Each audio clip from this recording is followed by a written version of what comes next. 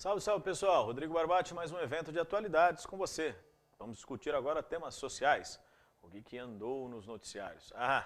O famoso, polêmico, indescritível e inacabável Código Florestal, né professor? É verdade, se continua por aí, isso mesmo. Então foi o grande tema do mês de maio, vale observar, né, as polêmicas em torno do novo Código Florestal. Diante disso, tem uma outra polêmica, um outro tema também que vale a pena você observar. Então vem comigo. Temas sociais, complementando aí o nosso conteúdo, vale falar que finalmente o Senado aprovou a Lei Geral da Copa, sem alterações. Né? Então, consequentemente, a presidente Dilma está aí com o projeto para sancionar e é claro que a grande questão e a grande polêmica da Lei Geral da Copa é a famosa questão do consumo de bebidas alcoólicas nos estádios, na Copa das Confederações de 2013 e na Copa do Mundo de 2014. Então, deixaram claro que encher a cachola nos estádios só nos eventos da FIFA. Depois que acabar os eventos, volta a proibição de vender bebida alcoólica em estádio, entendeu? Então, se você gosta de tomar uma, tem que tomar na Copa do Mundo e na Copa das Confederações, tá? Porque depois só em casa. Ou na porta do estádio, você sabe, naqueles famosos isoporzinhos, né? O senhor gosta disso? Não, eu também já observei. É interessante destacar que essas banalidades é o que nos atrapalha em prova, quer pegar um detalhe. Então, para ficar isso claro, né, dá a impressão que só falou de bebida. Não, tem outros temas, vem aqui comigo. Ó. Quais seriam os principais pontos, por exemplo, caísse numa prova? Bebidas alcoólicas, essa é a questão. Alterou-se alterou-se o estatuto do torcedor. Você lembra que o estatuto do torcedor proíbe a venda de bebidas alcoólicas nos estádios. Então, o artigo foi suprimido para poder vigorar desta forma. Muito bem. A questão da meia entrada. Depois de muitas polêmicas, se decidiu que se criaria aí uma categoria, né, popular de ingressos. R$50, parece pouco, amigo, mas pensa, né? Pô, povão, cara. Esse negócio de popular aqui é discutível, né? Mas tudo bem, eles chamam de popular, você imagina o que não vai ser popular. Então, R$50 aí, a meia entrada, para justamente idosos, estudantes, quem participa do Bolsa Família, você não vai ganhar o Bolsa Família, vai gastar a bolsa para comprar o ingresso. Mas tá bom, vai. Bebidas alcoólicas, meia entrada, temas que poderiam ser observados.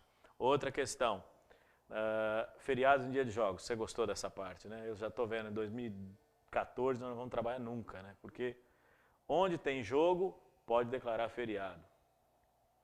Essa é a ideia. Não, mas os da seleção brasileira vão ser nacionais, professor? Da seleção brasileira poderá ser declarado nacional. Agora, os estados e municípios, é aquela história, vai ter um grande jogo, de repente, uma grande partida entre, por exemplo, Botsuana e Togo. Então, declara feriado local naquele onde tem o jogo. O senhor está debochando? Não, eu estou dizendo o seguinte, amigo. Para não complicar, o problema é a mobilidade, a infraestrutura, as obras estão todas atrasadas, nós não vamos conseguir cumprir os cronogramas de mobilidade e circulação. Então, qual foi o caminho que os parlamentares encontraram? No município que tiver jogo, não importa que jogo que é, vai ser feriado local. Essa é a solução que nós encontramos aqui para diminuir o fluxo de pessoas. Tá certo, professor. E a questão das férias escolares, também para diminuir o fluxo, o que se fez? Se estabeleceu que os sistemas de ensino, não importa qual é o nível, tem que adequar o calendário de 2014 ao evento. Essa é a ideia. Então, as atividades letivas estarão aí enquadradas dentro do período de abertura e fechamento da Copa. Então, não vai ser as férias de julho, se o evento começa em junho, então nós vamos ter que adequar o calendário. Essa é a questão das férias escolares. São alternativas mesmo propostas pela Lei Geral da Copa. Tem polêmica aí, tendência a presidente Dilma do jeito que está mesmo sancionar, porque o grande desafio era manter a mobilidade e a circulação. Então você vai tirar estudante das ruas, você vai tirar as pessoas das ruas nos jogos, diminuir o fluxo, tentar diminuir o trânsito. São alguns elementos levantados aí. Enquanto isso, você sabe, as obras de estádios estão atrasadas, as obras de infraestrutura, você viu em agosto, né, você observou na fala, comecinho de agosto, do ministro Aldo Ribeiro falando, vai estar atrasado mesmo, vamos, né, não vai terminar tudo. Então, vai ser complicado, mas são alternativas encontradas aí para a legislação tentar enfrentar essa questão, ok? Bom, o outro tema, claro, muito mais contundente que este, é a questão do Código Florestal. O presidente Dilma sancionou o código com 12 vetos e 32 modificações. E o que ela queria? Ajustar o código para retomar o seu caráter de ambiental, porque como ele foi aprovado pela Câmara, ele tinha pouco de ambiental, né? Então essas questões foram aí rediscutidas e trouxeram algumas polêmicas. Nesse sentido, né, qual foi o grande objetivo? Inviabilizar a anistia a desmatadores e beneficiar pequenos produtores, além, claro, de estimular a preservação ambiental. São os 3 grandes eixos que o governo propôs discutir nesse processo de recomposição do código com os vetos que a presidente Dilma fez e que teria uma medida provisória que iria complementar essa questão. É óbvio que aí depende do Congresso de novo esse tema, por isso que ele não está encerrado não, viu? Só para que você possa ter uma ideia. Eu escolhi uma questão grande da AOCP de 2012, porque ela trata de vários aspectos do código que complementam essa minha fala para você. Então vamos lá. Olha, o novo Código Florestal que passou nesse ano pelo crivo da Câmara e do Senado vem causando grande polêmica e opiniões contraditórias. Ruralistas, proprietários de terras, produtores rurais e ambientalistas têm posições contrárias. Considerando que esta questão foi elaborada ainda antes da aprovação do novo texto, assinale a alternativa correta a respeito dos pontos polêmicos. Então, o que fez a organizadora? Apesar de fazer a prova em 2012, ela se valeu do que tinha sido discutido até 2011 para fazer a questão. E que permaneceram algumas dessas polêmicas. Por exemplo, ruralistas concordam com a manutenção das regras relativas às áreas de preservação permanente, APP, principalmente nas propriedades que sofreram em tempos passados desmatamento extensivo até a margem dos rios, mas discordam no princípio da compensação de áreas desvinculadas da propriedade. Esse é um tema interessante porque, assim, primeiro, os ambientalistas e os ruralistas, área de preservação permanente, margem de rio, encosta de morro, lugares onde você não poderia desenvolver atividades econômicas que deveriam ser preservadas. Muito bem. Os ambientalistas entendem que as áreas degradadas têm que ser recuperadas. Os ruralistas têm uma proposta diferente. Qual é o assunto? Eu desmatei as margens do rio da minha propriedade. Quanto você desmatou? Tantos hectares. Tá bom, vamos plantar tantas árvores não sei aonde. Então tá bom, eu vou plantar tantos hectares de árvores, você vai entender o meu exemplo aqui para que eu vou brincar. Olha, eu vou plantar 100 hectares de árvore na Praça da Sé e estou desmatando no Amazonas. Tá. Compensação das áreas desvinculadas da propriedade. Claro que eu exagerei aqui. E para os ambientalistas não seria essa, desmatou ali, recompõe ali. Essa é a polêmica. Por isso que a alternativa está errada, porque os ruralistas concordam com essa ideia de compensa em outro lugar, desde que não seja na minha propriedade. Essa é a questão. Um outro tema. Ruralistas e ambientalistas reconhecem que no Brasil a ampliação das áreas agrícolas não é necessária, pois as tecnologias avançadas promovem um aumento da produtividade, da produção em geral, sem que seja necessário ocupar novas terras. Portanto, estão acordes com relação ao aumento das áreas preservadas. Os ambientalistas pensam assim, os ruralistas não. Defendem que o país ainda depende, tendo o volume de terras agriculturáveis que ainda tem, deve utilizá-las. Essa é a ideia. E os ambientalistas alegam que as inovações tecnológicas permitem a maximização da produtividade sem desmatar mais. Então, o que está escrito aqui é a posição dos ambientalistas. Por isso também está errado, vale observar. Um outro ponto interessante. Os ambientalistas defendem a manutenção da reserva legal, optando pela redução das áreas de preservação permanentes, que não seriam tão importantes para a manutenção do equilíbrio ambiental. Ora, os ambientalistas defendem a reserva legal. O que é reserva legal? O que muitos criticam, do lado dos ruralistas.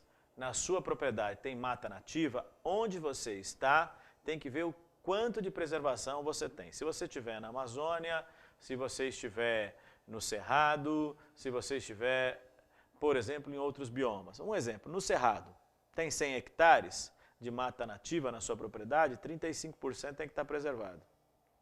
Esse número sobe absurdamente na Amazônia para quase 80, cai a 20 se você estiver em outro bioma. Então, por exemplo, estiver na Caatinga, na Mata Atlântica, você entendeu? Quer dizer, a reserva legal é a porção de mata nativa numa propriedade privada que tem que ser preservada. Os ambientalistas querem. E a área de preservação permanente, são aquelas áreas estratégicas que não podem ser desmatadas em hipótese alguma. Margem de rio, encosta de morro, etc. Então, está aqui para você observar. Por isso, os ambientalistas defendem tanto a reserva legal quanto as áreas de preservação permanente. Não tem que reduzir nada. Eles alegam que ambas são importantes para o equilíbrio ambiental. Os ambientalistas lutam pela manutenção do princípio da compensação, isto é, que o agricultor possa rolar como reserva legal uma área situada em outro local e bioma, não necessariamente vinculada à propriedade ou ao tipo de vegetação da área explorada. Não os ambientalistas, os ruralistas defendem isso. São eles que defendem isso. Então vale aí observar. Para concluir o raciocínio, a reserva legal é a parcela de terras dentro de cada propriedade rural que deveria manter a vegetação original para garantir a biodiversidade da área protegida, sua fauna e flora. Sua extensão varia de acordo com a região do país, sendo maior na Amazônia, tanto nos biomas de floresta como de cerrado e menor em outras regiões. A dimensão dessa área de reserva e a incorporação da área de APP são pontos polêmicos na elaboração do novo Código Florestal. Está aí para você os temas de discussão entre ruralistas e ambientalistas, e o governo balançando de um lado para o outro. Essa é a questão. Então, através de um exercício da OCP, uma organizadora que gosta muito de detalhes em prova, vale observar quais são os pontos aí, né? Área de preservação permanente, reserva legal, são as polêmicas do projeto. A presidente Dilma pegou essa questão porque, por exemplo, o Senado flexibilizou a reserva legal. Na Câmara, o uso econômico das APPs. Essas são as polêmicas. E o governo meio que foi condescendente de um lado, está tentando arrumar esse assunto do outro, tentando evitar aquela história de que quem desmatou possa sair livre dessa.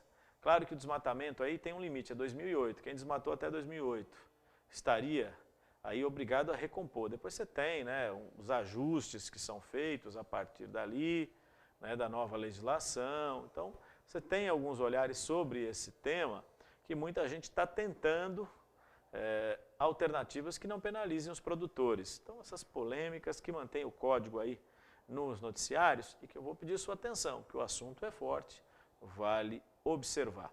Tá, para você ter uma ideia, eu mostrei a OCP, caiu na prova do metrô, da Fundação Carlos Chagas, nós já tivemos questões, tivemos também perguntas em provas da Sesgran Rio e da VUNESP, o assunto caiu adoidado em prova, vale recordar. Então, cuidado com esse tema, sempre destacando.